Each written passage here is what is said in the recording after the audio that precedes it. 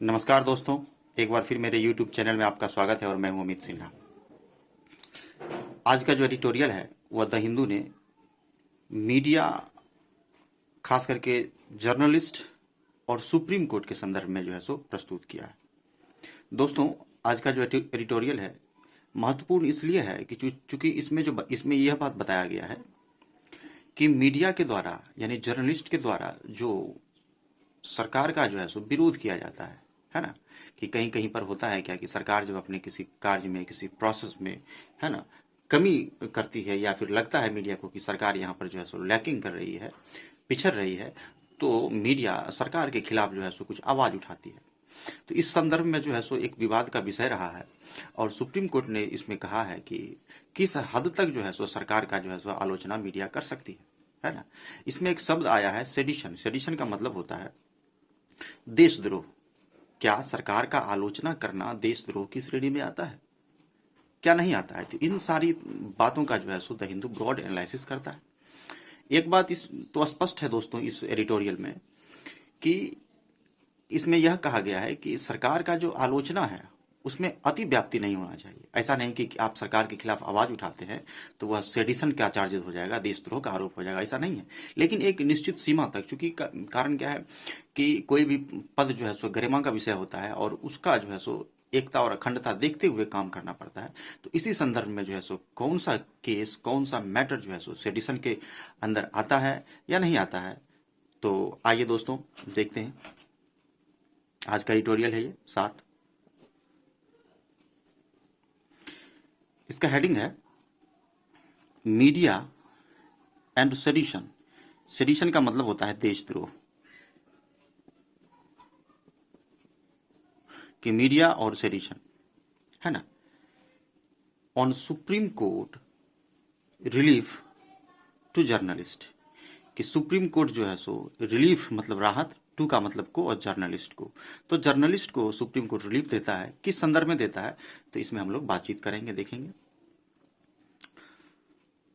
The supreme court, यह इसका gist है। जिस्ट मतलब सारांश या सार, निचोड़, इसका summary. The supreme courts apostrophe S है दोस्तों, सुप्रीम कोर्ट का, यानी पजेसिव है, इसमें पजेसिव प्रोनाउन का इस्तेमाल, पजेशन का प्रयोग किया गया है, नाउन है यह। सुप्रीम कोर्ट्स रूलिंग का मतलब आदेश, on cases of sedition, sedition के केसेस में, यानी राजद्रोह या देशद्रोह। गिव होप, है ना, इसका सब्जेक्ट केसेस है, plural subject P S, so therefore we use P V plural verb. The law will be reexamine, कि यह जो लॉ है उसको फिर से जो है सो री एग्जामिन किया जाएगा। आखिर कौन सा लॉ जो है सो सुप्रीम कोर्ट ने दिया जिसके बारे में उसने कहा कि इस पर फिर से जो है सो री एग्जामिन करेंगे या फिर से इस पर ध्यान देंगे। तो आइए दोस्तों देखते हैं इसको। जैसा कि दोस्तों आप लोगों को पता है कि हमारे संविधान का आर्टिकल 19A इस बात की अनुमति देता है कि मीडिया या प्रेस को बोलने की यानी अभिव्यक्ति की आजादी है। वह किस संदर्भ तक आजादी है ना, तो उसी 19A के पैरा में जो है सो मीडिया क्या करती है, सरकार के खिलाफ कुछ लिखती है या किसी तरह का न्यूज जो है सो ब्रॉडकास्ट करती है, तो वो किस हद तक कर सकती है, आइए देखते हैं। It has long been recognised, देखिए दोस्तों इसको पैसिव में बनाया है। It has long been recognised, recognise का मतलब पहचान करना।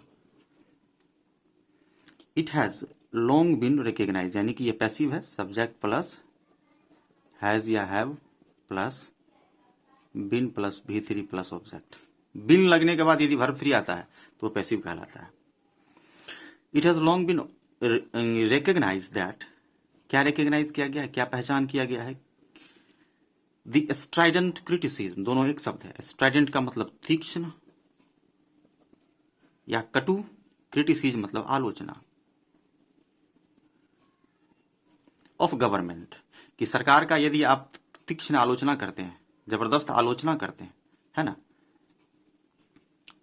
Will not amount to an attempt, कि वह एक अटेम्प्ट या प्रयास नहीं होगा या उसके श्रेणी में नहीं आएगा। Will not amount to an attempt to excite, excite मतलब उत्तेजित करना,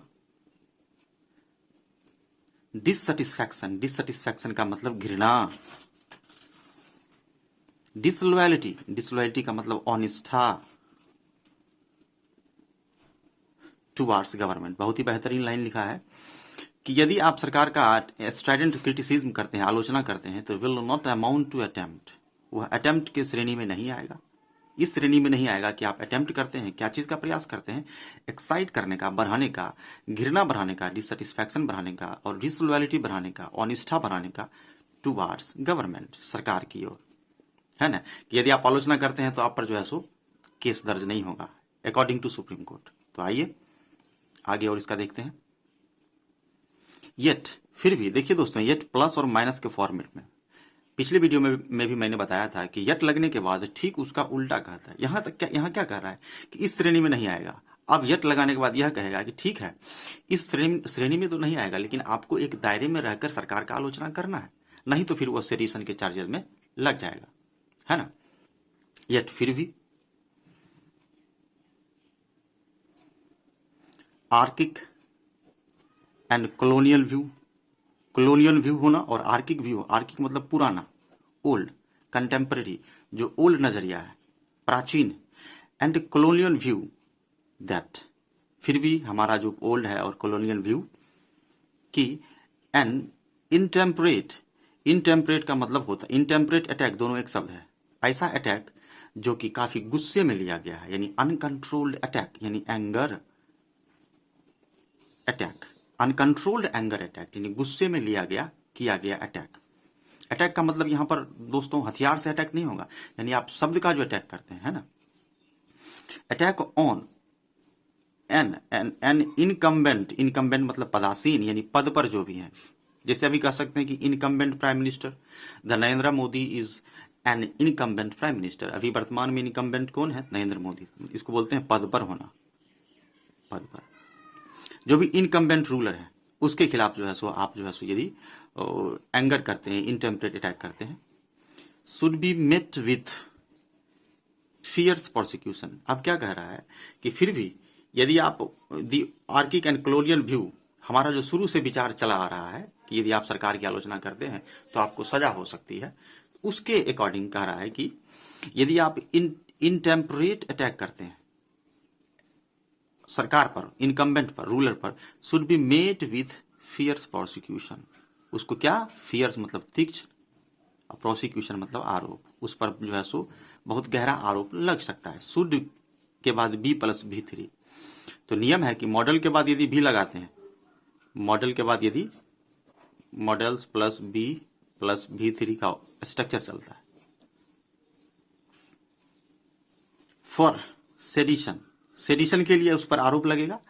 prevails among many in power even today, कह रहा है कि बहुत सारे जो पावर में जो है सो हैं, इस तरह का चीज जो है सो अभी भी प्रिवेल करता है। प्रिवेल करने का मतलब हो गया अभी भी एग्जिस्ट करता है, यानी बना हुआ है। सिंपल वे में यदि आप सरकार का आलोचना करते हैं ना, एक सीमा से ज्यादा इनटेम्परेट अटैक करते हैं, तो आप पर जो है सो चार्ज लगेगा, और वो चार्ज जो है सो सेडिशन के रूप में लगेगा, वो जो कि अभी भी बहुत जगह पर क्या है, विद्यमान है, प्रिवेल्स है, एग्जिस्ट है, बना हुआ है।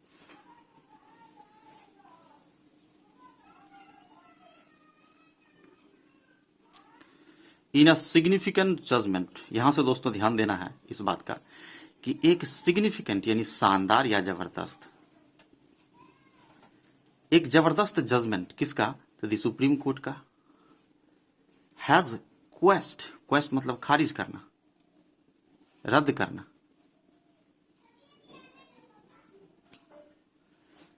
Has quashed a criminal case registered in Himachal Pradesh, कि एक जो क्रिमिनल केस रजिस्टर किया गया था हिमाचल प्रदेश में, उसको सुप्रीम कोर्ट ने खारिज कर दिया, है ना। अगेंस्ट मतलब किसके खिलाफ, तो जर्नलिस्ट विनोद दुआ के खिलाफ। बाय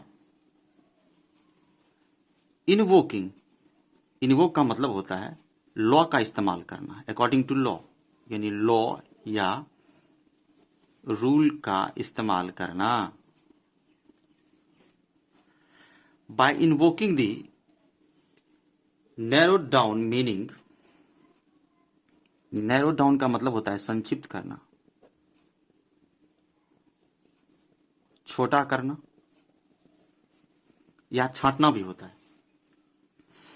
कह रहा है कि supreme court has quashed a criminal case registered in Himachal Pradesh against journalist Vinod Dua के खिलाफ by invoking the narrow down meaning of, इस बात को इन्वोक करते हुए कि इस बात का रूल का प्रयोग करते हुए कि narrow down meaning of what constitute, narrow down मतलब होता है कि छोटा होना, संक्षिप्त करना या लिस्ट को छोटा करना, कॉन्स्टिट्यूट एन ऑफेंस, कि क्या एक ऑफेंस को कॉन्स्टिट्यूट करता है ना, कि कौन सा मैटर जो है यह कहलाएगा कि यह क्राइम है या जुर्म है ना, इस तरह के संदर्भ में, है ना, सुप्रीम कोर्ट ने क्या किया है, इन्वोक किया है रूल का इस्तेमाल करते हुए, नैरो डाउन उस मीनिंग को।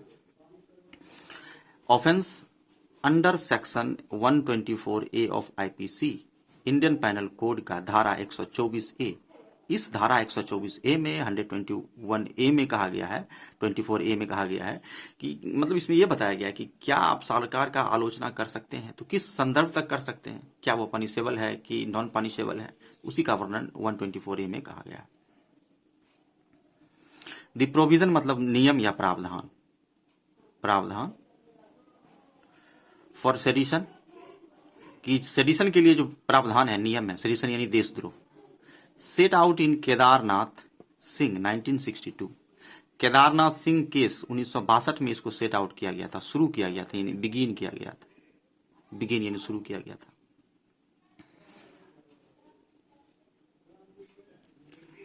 एवरी जर्नलिस्ट, दोस्तों एक बात का ध्यान देना है कि ईच एवरी के बाद हमेशा सिंगुलर नाउन का प्रयोग करते हैं, है ना, ईच के बाद एवरी के बाद देखिए जर्नलिस्ट है, एस नहीं लगा हुआ, इसका मतलब सिंगुलर है, बिल्कुल सही है। Each journalist comma the court has ruled is, अब देखिए बड़ा ही बेहतरीन शब्द, ईच जर्नलिस्ट, अब इसका वर्ब ये है इज इंटाइटल टू, है ना, तो ये द हिंदू का कला है, इसमें बीच में कोमा देकर जो है सो डालने का प्रयास करता है।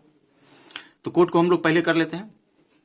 The court has ruled, court ने रूल किया है, कहा है कि क्या कहा है कि एवरी जर्नलिस्ट, प्रत्येक जो जर्नलिस्ट है, इज इंटाइटल, सब्जेक्ट यहां से यहां तक है इसका, is entitle to, entitle to का मतलब होता है अधिकार होना यानी राइट होना।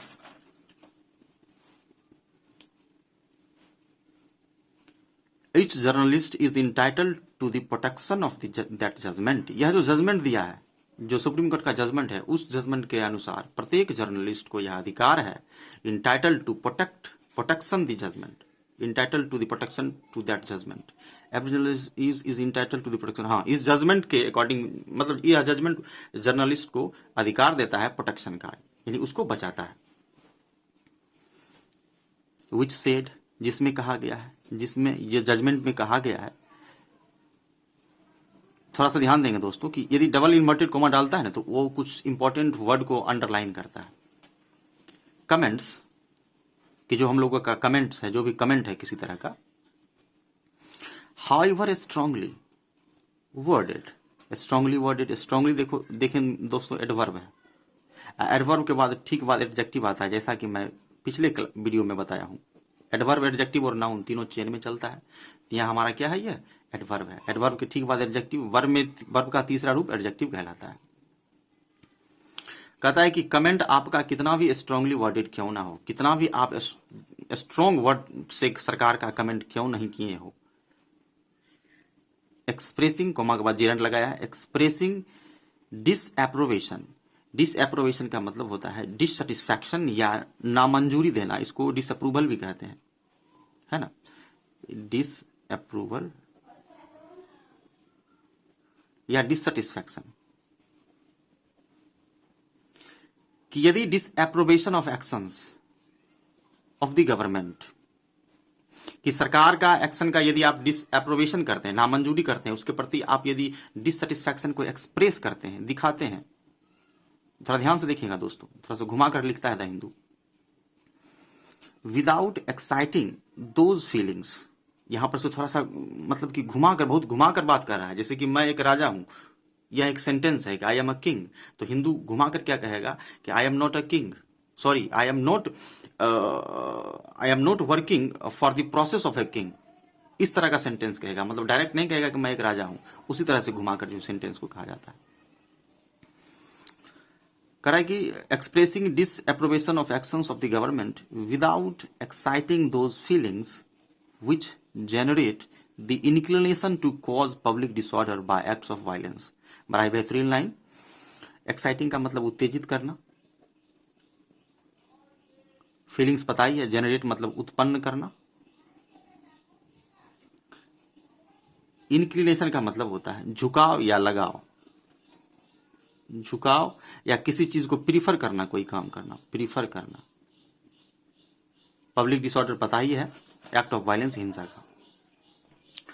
कह रहा है कि आप कितना भी स्ट्रांगली वर्ड का इस्तेमाल करते हैं सरकार का के खिलाफ बोलने के लिए, लेकिन इस बात का ध्यान देना है कि वह जो शब्द है विदाउट एक्साइटिंग दोज फीलिंग्स, वह उस फीलिंग्स को एक्साइट नहीं करे जो जेनरेट करता है the inclination to cause public disorder, यानी जो पब्लिक डिसऑर्डर को क्या करता है, जनरेट करने का, बढ़ाने का इंक्लिनेशन करता है, यानी प्रीफर करता है, जिसका झुकाव यह है कि समाज में जो है सो अशांति ला दें, समाज में अनियमितता ला दें। तो इस तरह का चीज नहीं होना चाहिए। यदि ऐसा नहीं है तब कोई दिक्कत नहीं है, आप सरकार का विरोध कर सकते हैं, है ना। बस ध्यान देना है कि पब्लिक डिसऑर्डर बाधित नहीं हो by acts of violence would not be penal, उसको सजा नहीं मिलेगी। किसको सजा नहीं मिलेगी? जो सरकार का आवाज लगाता है लेकिन लॉ एंड ऑर्डर को ध्यान में रखते हुए काम करता है। आई होप कि दोस्तों आप लोग समझ रहे हैं।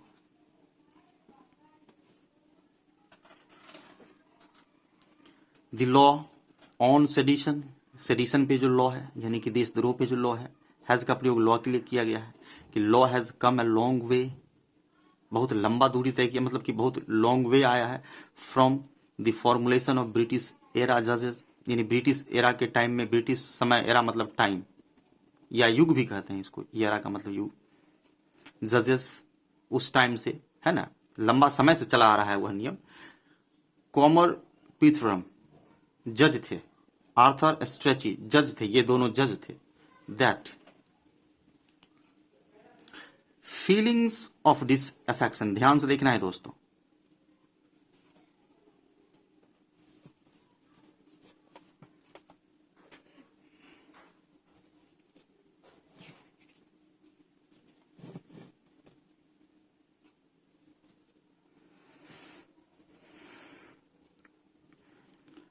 फीलिंग्स ऑफ डिसअफेक्शन, डिसअफेक्शन का मतलब घृणा, टुवार्ड्स द गवर्नमेंट, सरकार की ओर, यानी सरकार के प्रति जो घृणा का जो फीलिंग्स है। कॉन्नॉट, कॉन्नॉट का मतलब हो गया एक विचार, आइडिया, आइडिया या विचार। गवर्नमेंट कॉन्नॉट, सरकार का जो आइडिया है या सरकार का जो विचार है उसके प्रति जो आपका फीलिंग ऑफ डिसअफेक्शन है, घृणा का जो भाव है, सरकार के प्रति जो आपका घृणा का भाव है। और क्या? एब्सेंस ऑफ अफेक्शन, अफेक्शन का अभाव होना, यानी सरकार से लगाव नहीं होना, यानी सरकार से खुश नहीं होना। हेटर्ड का यानी घृणा का, एनिमिटी दुश्मनी शत्रुता का, डिसलाइक का नापसंद का, और हॉस्टिलिटी यानी शत्रुता का, इस तरह का जो भी भाव है सरकार के प्रति, है ना।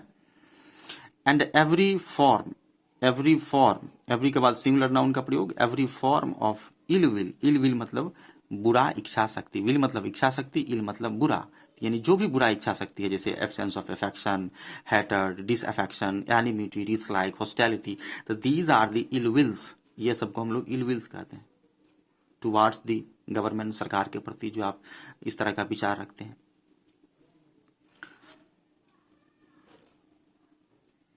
To the more rational reading, to the more rational मतलब तर्कसंगत, रीडिंग मतलब समझना या पढ़ना। To the more rational reading that, एक मोर रैशनल रीडिंग है कि ध्यान से तर्कसंगत तरीके से इसको रीड करने की आवश्यकता है, ऑब्जर्व करने की आवश्यकता है कि ओनली अ परनिशियस टेंडेंसी, किस तरह का टेंडेंसी दोस्तों? तो परनिशियस, परनिशियस का मतलब जो खतरनाक है या हार्मफुल है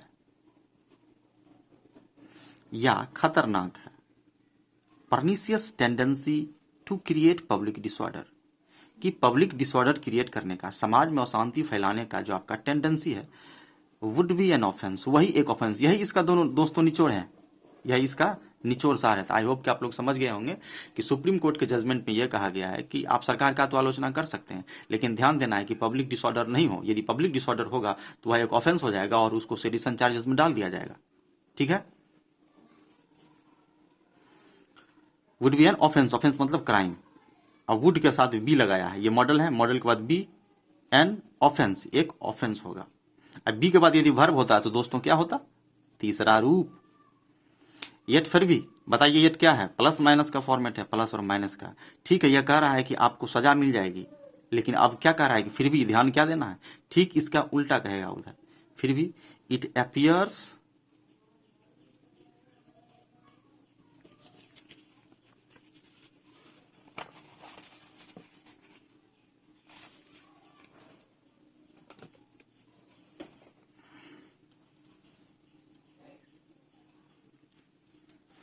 इट अपियर्स दैट, यह अपियर होता है कि एवरी जनरेशन, जनरेशन का मतलब जो जनरेशन है यानी आने वाली जो पीढ़ी है, जो पीढ़ियां हैं, एवरी पीढ़ी या जनरेशन, सिंगुलर सब्जेक्ट है, इसके साथ सिंगुलर वर्ब का प्रयोग किया है सिंपल पास्ट में, सब्जेक्ट के बाद वर्ब में एस या यस लगाकर ऑब्जेक्ट लगाया है।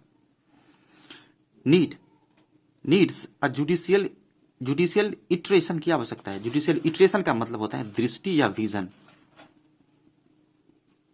कि हाँ, सही बात है, इस तरह का होना चाहिए, लेकिन हमारा जो जनरेशन है उसको सही परिभाषा पता होना चाहिए कि सडिशन का क्या परिभाषा सही है, किसको उस श्रेणी में रखेंगे। यही कह रहा है कि every generation needs a judicial iteration, उसको एक जुडिशियल दृष्टि की आवश्यकता है इस सिद्धांत के तहत, या यह जो नियम है, जो प्रिंसिपल है इस सिद्धांत के तहत। And that is because of, क्योंकि, टू रीजन्स, दो कारण से, है ना, दैट सेक्शन 124A धारा, सॉरी यहाँ section 124A, section 124A remains on the, remains मतलब बने रहना,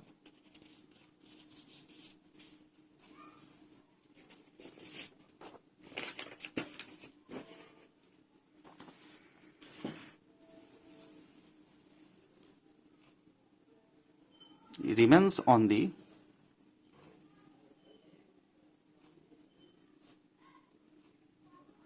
स्टेच्यूट बुक, कि वह जो है वह रिमेन बना रहे, यानी धारा 124A जो है सो रिमेन रहे, बना रहे हमारे स्टेच्यूट बुक में। स्टेच्यूट मतलब संविधान, वैसा बुक जो लॉ पर आधारित है, लॉ बुक भी कहते हैं इसको, संविधान में बना रहे। एंड दैट, कि पावरफुल पॉलिटिकल फिगर्स, जो भी हमारे पावरफुल पॉलिटिकल लीडर्स हैं, जो नेता हैं, एंड देयर का प्रयोग लीडर्स के लिए किया गया है, उनके मिनियंस, उनके जो भी नौकर हैं या उनके साथ जो भी काम करने वाले हैं, यानी उनके ऑर्डर को जो फॉलो करने वाले हैं, are unable to take criticism in their stride, stride मतलब छलांग, कि उनके जो मिनियंस हैं are unable to take criticism, कि यदि उनका क्रिटिसिज्म होता है, आलोचना होता है, तो वो अनेबल हो जाए, क्या हो जाए, अनेबल हो जाए, यानी स्ट्राइड के प्रति, मतलब क्या, कि ऐसा ना करें वो कि इस मैटर को स्ट्राइड कर दें और जो है छलांग लगा दें, इसको बढ़ा चढ़ा कर कहें, यानी कि इसको आगे बढ़ाने में वो अनेबल हो जाए। यानी संविधान जो है सो लीडर्स को यहाँ पर कमजोर कर देता है, सुप्रीम कोर्ट। एक पैराग्राफ समाप्त हो गया दोस्तों, अब थोड़ा सा और बचा हुआ है।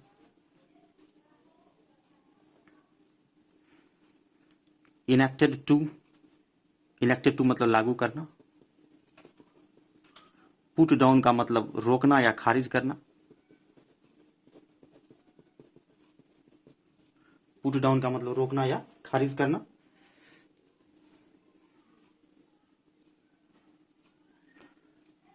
Enacted to put down journalistic criticism, कि जो जर्नलिस्टिक क्रिटिसिज्म है, यानी कि किसी जर्नल के माध्यम से या किसी आर्टिकल के माध्यम से जो आप आलोचना करते हैं, जर्नलिस्टिक क्रिटिसिज्म किसका, ऑफ द कॉलोनियल एडमिनिस्ट्रेशन का, यानी सरकार का, from an increasingly vocal press, vocal press का मतलब हो गया हर्ष वॉइस, यानी कि जो एकदम कटु वचन जो आप बोलते हैं, इसको कह सकते हैं कटु वचन, या हर्ष वॉइस के माध्यम से जो आप इंक्रीजिंगली यानी बढ़ते रूप से, यानी कि जो आप आलोचना करते हैं एडमिनिस्ट्रेशन का।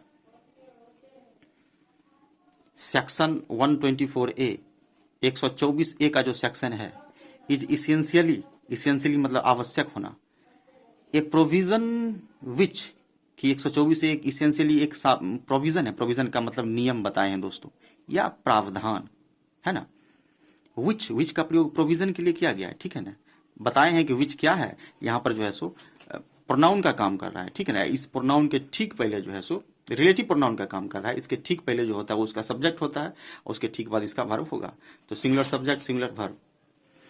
विच सीक्स टू, इच्छुक होना, डिजारियस होना, protect the government's institution vanity, institution मतलब संस्था और वैनिटी मतलब उसका जो सम्मान है, वैनिटी मीन्स प्राउड या सम्मान,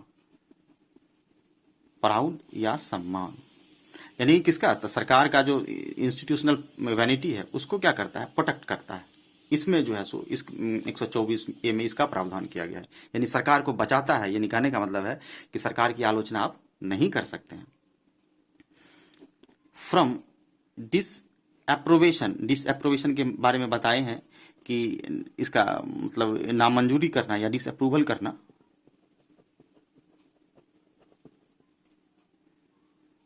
डिसअप्रोवेशन सरकार को बचाता है, यानी सरकार का किसी तरह का नामंजूरी आप नहीं कर सकते हैं, यानी आलोचना नहीं कर सकते हैं, है ना, उसको नेग्लेक्ट नहीं कर सकते हैं। Using the interest of public order, यानी कि पब्लिक इंटरेस्ट ऑर्डर का इस्तेमाल करके आप उस तरह का काम नहीं कर सकते हैं, यानी पब्लिक ऑर्डर को ध्यान में रखते हुए, एंड सिक्योरिटी को ऑफ द स्टेट के, एज अ फिग लीफ के रूप में। फिग लीफ का मतलब होता है किसी चीज को छिपा लेना, नहीं टू हाइड करना, एज अ फिग लीफ के रूप में।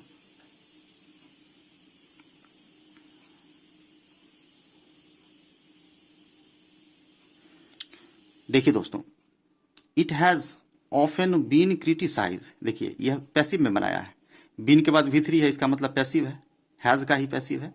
It has often been criticise, अक्सर इस तरह की चीज को क्रिटिसाइज किया जाता है, फॉर बिंग वेज, वेज होने के लिए, बी का भी फॉर बिंग है, वेज होने के लिए यानी अस्पष्ट होने के लिए, और ओवर ब्रॉड होने के लिए, ओवर ब्रॉड मतलब विस्तृत होने के लिए, बहुत बड़ा उबाऊ यानी विस्तृत होने के लिए। इट्स यूज ऑफ टर्म्स, इसका जो यूज ऑफ टर्म्स है, जैसे ब्रिंगिंग गवर्नमेंट यानी सरकार को, इनटू द हेट्रेड और कंटेम्प्ट, कि सरकार को आप घृणा या कंटेम्प्ट मतलब कि कंटेम्प्ट करना, यानी एक प्रकार का क्या कह सकते हैं कि कदम उठाना हार्मफुल करने के लिए, उस संदर्भ में सरकार को जो लाते हैं घृणा के दायरे में, कंटेम्प्ट में, या disloyalty and all feelings of enmity, जितना भी एनिमिटी तरह का फीलिंग्स है, डिसलॉयलिटी है, उसके दायरे में यदि आप लाते हैं। डिसलॉयलिटी मतलब बताए हैं अनिष्ठा होना, हेटर मतलब घृणा, फीलिंग ऑफ एनिमिटी शत्रुता, यानी यहां विरोध हो जाएगा। Continue to help the police, देखिए कह रहा है कि यह जो है सो किसको हेल्प करता है, तो पुलिस को लगातार हेल्प करता है, टू इन्वोक इट, इन्वोक करने के लिए, यानी कहने का मतलब है कि लॉ एंड ऑर्डर का इस्तेमाल करने के लिए, यानी अपने फेवर में काम करने के लिए पुलिस जो है so to invoke it whenever there is either strong criticism और क्रिटिकल डिपिक्शन। देखिए आइदर कंजंक्शन, आइदर के बाद क्या लगाते हैं, आइदर के साथ ध्यान देना है कि हमेशा और कंजंक्शन का इस्तेमाल करते हैं। आइदर और का मतलब होता है या तो ये या तो वो, दोनों में से किसी एक के लिए हम लोग आइदर और का प्रयोग करते हैं। whenever there is either a strong criticism or critical depiction of unresponsive or insensitive rulers, बड़ा ही बेहतरीन लाइन यहां से और कॉम्प्लिकेशन के साथ, बहुत जटिलता के साथ द हिंदू लिखता है।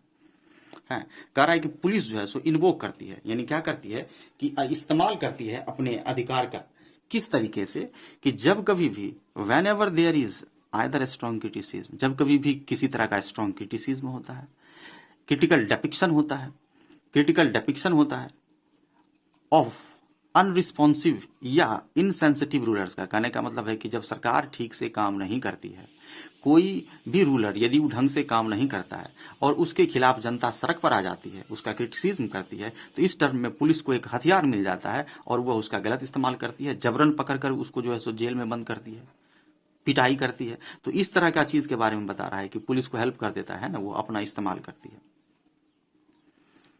द एक्सप्लेनेशन दैट, क्या एक्सप्लेनेशन है कि डिसअप्रूवल ऑफ गवर्नमेंट एक्शंस, कि सरकार का जो एक्शन है, सरकार का कोई भी जो काम है, एक्शन है, उसको आप डिसअप्रूवल करते हैं, यानी उसको आप पसंद नहीं करते हैं या उसका आलोचना करते हैं, या मेजर्स का जो भी आलोचना करते हैं, जो भी सरकार ने कदम उठाया उसका आलोचना करते हैं, विथ ए व्यू टू, किस व्यू से आलोचना करते हैं, अल्टरिंग देम, अल्टर मतलब होता है उसको बदलना, चेंज करना, विरोध करना, तो यहाँ विरोध करना हो जाएगा, रोकना हो जाएगा। देम का मतलब इस एक्शन के लिए प्रयोग किया गया है। दे का देम होता है। ये जो भी एक्शंस और मेजर को आप रोकने का जो प्रयास करते हैं with a view by lawful means के माध्यम से will not amount to an offence. बहुत ही बेहतरीन बात सुप्रीम कोर्ट का कहना कि यदि आप कानून के दायरे में उसको रोकने का प्रयास करते हैं, है ना, कानून के माध्यम से सरकार को आप रोकने का प्रयास करते हैं, तो यू हैव राइट, आपके पास अधिकार है कि सरकार को भी आप कटघरे में लाकर खड़ा कर सकते हैं। ऐसा हमारा सुप्रीम कोर्ट हमको पावर देता है। Will not amount to an offence, offence की श्रेणी में नहीं आएगा, क्राइम की श्रेणी में नहीं आएगा। Is not enough to restraint the authorities from prosecution, और यह भी कह रहा है कि दायरे में तो नहीं आएगा, लेकिन यह is not enough to restrain, restrain मतलब रोकना, द अथॉरिटीज, जो भी अथॉरिटीज हैं, जैसे यहां पुलिस प्रशासन, फ्रॉम प्रोसिक्यूशन, और उस पर जो है सो आरोप लगने से भी उसको नहीं रोक सकता। यानी किसी तरह का गलत करेंगे आप, या पुलिस प्रशासन या सरकार या जो भी एडमिनिस्ट्रेटिव में है, तो उस पर भी प्रोसिक्यूशन लग सकता है, यानी आरोप लग सकता है। ठीक है, यदि आप कर रहे हैं तो आपका इसमें जो है सो कोई फॉल्ट नहीं है, आप पर विरोध, यानी आप जो है सो क्राइम के अगेंस्ट नहीं आएंगे। The mischief lies in the latitude, mischief का मतलब यहां मिस्टेक हो जाएगा। ऐसे तो मिसचीव का मतलब शरारत होता है, यहां होगा गलती। लाइज, ले का लाइज बना है ना, इसके अंदर बंद होना। Mischief lies in the latitude, latitude का मतलब हो गया, एक इसको कह सकते हैं ना कि एक लैटिट्यूड में होना, यानी कि राइट देना या अधिकार देना, यानी एक प्रकार का फ्रीडम देना। The mistake lies in the latitude given to the police, police को जो भी लैटिट्यूड या अधिकार दिया गया है, क्या उसमें मिस्टेक है? By an insecure political leadership, थोड़ा सा कॉम्प्लिकेशन के साथ,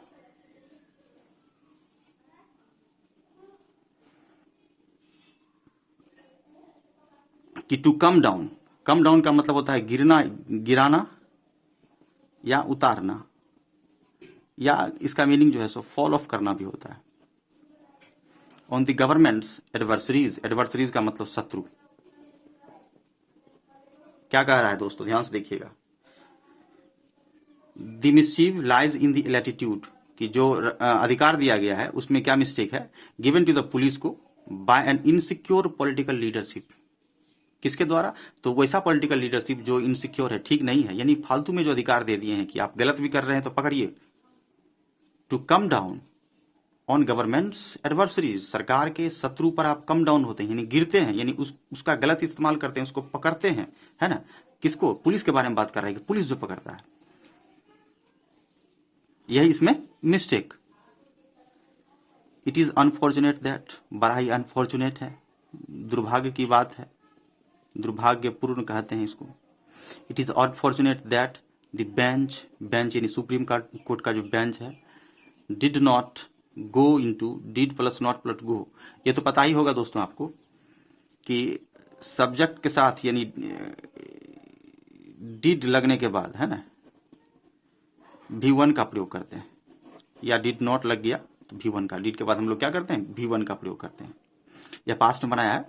the bench did not, did not के बाद V1 go into the aspect of political motivation, कि यह जो बेंच है यह पॉलिटिकल मोटिवेशन के एस्पेक्ट में नहीं जाता है, यानी कि राजनीतिक मोटिवेशन के एस्पेक्ट में नहीं जाता है। ऐसा नहीं है कि राजनीतिक मोटिवेशन को आगे बढ़ा देता है।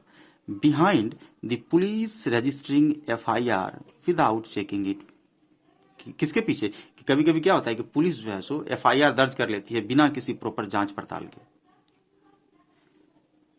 If the required ingredients of incitement to violence is present, if मतलब यदि, द रिक्वायर्ड इंग्रेडिएंट्स, इंग्रेडिएंट मतलब तत्व, ऑफ इंसाइटमेंट मतलब उकसाना, to violence is present, the courts verdict brightens the hope. अब लास्ट में यह हिंदू कह रहा है कि कोर्ट का जो वर्डिक्ट आया है लास्ट में, यानी इन सारी चीजों में तो सरकार का फेवर कर दिया है सुप्रीम कोर्ट, लेकिन लास्ट में एक बात देकर जो है सो जर्नलिस्ट को भी, या जिसके खिलाफ जो इस तरह का चल रहा है उसको भी आशा दिया है। क्या दिया है?